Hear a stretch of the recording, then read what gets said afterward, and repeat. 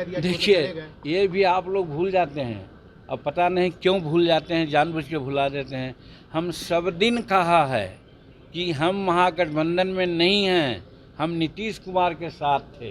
तो नीतीश कुमार के साथ हम हटे हैं, महागठबंधन में रहे या न रहे, ये जो कहता है तो फालतू बात कहता है। हम महागठबंधन में कब थे? हम सब दिन कहा है कि हम महागठबंधन से मतलब नहीं है, हम नीतीश कुमार के साथ हैं। ये खुल करके बोले हैं। आप लोग इतना जल्दी भूल क्यों जाते हैं? विपक्षी एकता पर आपके निकलने का असर पड़ेगा क्या? अब वो सब आगे की बात है, हेतु हेतु मजबूत की बात मैं नहीं करता हूँ, भविष्य के गर्भ में है। 23 के बाद आप लोग देखिएगा। लेकिन कल ललन सिंह का बयान आया कि छोटी दुकान का क्या फायदा? देखिए, हम उनका सम्मान करते हैं, उनका जो भी इरादा रहा हो कहने का, हमको उससे कोई मतलब नहीं। लेकिन दुनिया के लोग कह रहे हैं, और साधारणतया ये अर्थ भी लगाया जा सकता है कि दुकान का मतलब होता है खरीद फोक्त। तो वो माफ़ करेंगे, खरीद फोक्त में वो लोग विश्वास करते हैं और यही किया है वो लोग।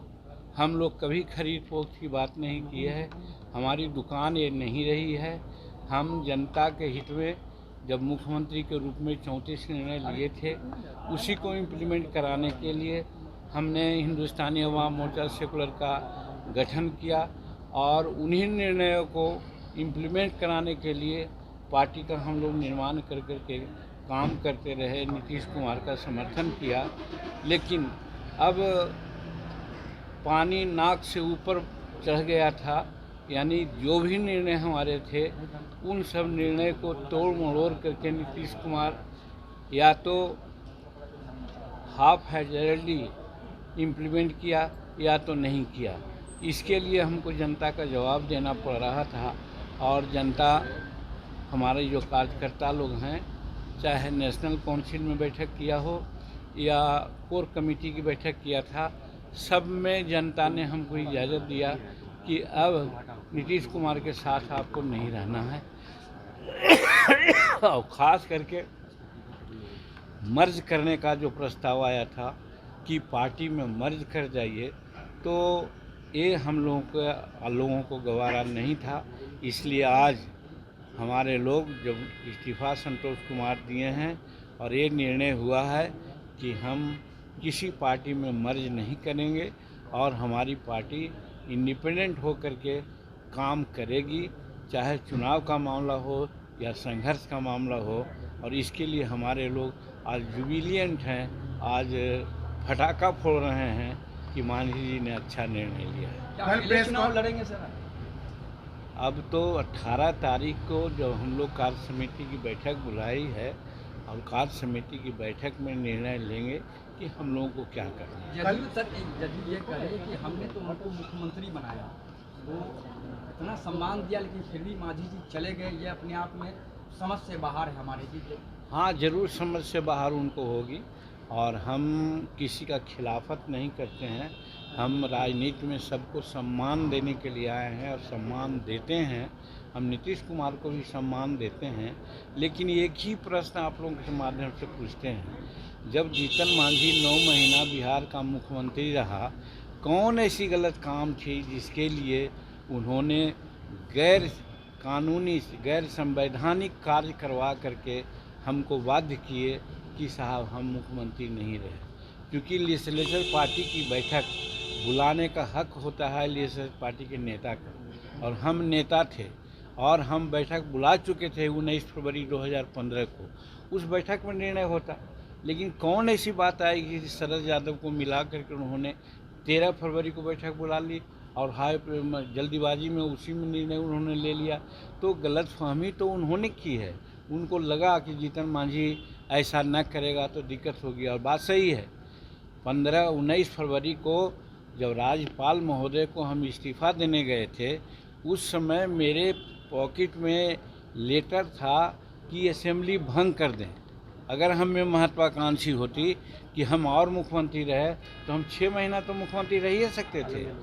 हम कार्यवाहक मुख्यमंत्री के रूप में रहते अगर असेंबली भंग करा देते तो, लेकिन हम भंग नहीं किया। हमने इस्तीफ़ा देना उचित समझा।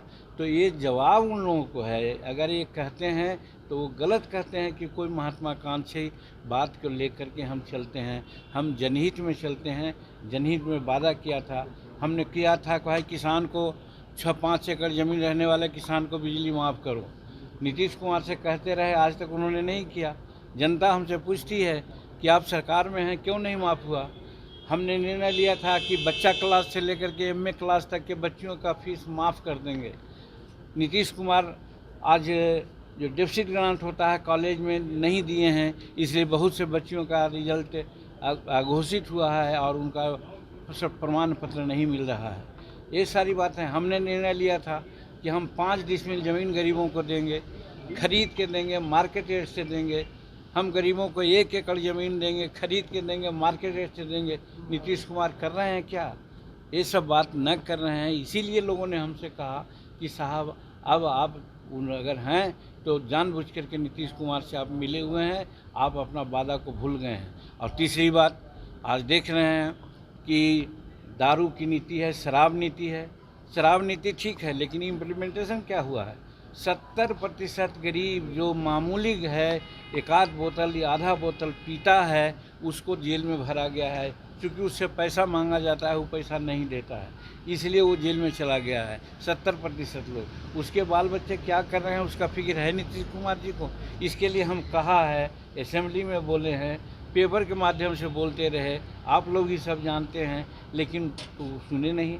आज बालू की नीति है, समूचा रोड खराब हो रहा है। जहाँ 20 टन ले जाना है 60 टन ले जा रहे हैं। और वैसा नदी जिसका बेड था अगर 1 फीट गहरा और जिसमें पानी आता था तो खेतों में जाता था, आज वो 3 फीट गड्ढा हो गया। अब 2 फीट भी पानी आएगा तो उसमें नहीं जाएगा। आज हज़ारों हज़ार किसान मारे जा रहे हैं और उनका खेत बंजर पड़ रहा है। इस माने में भी खास करके हमारे इमामगंज डुमरिया बांके बाज़ार में हो रहा है।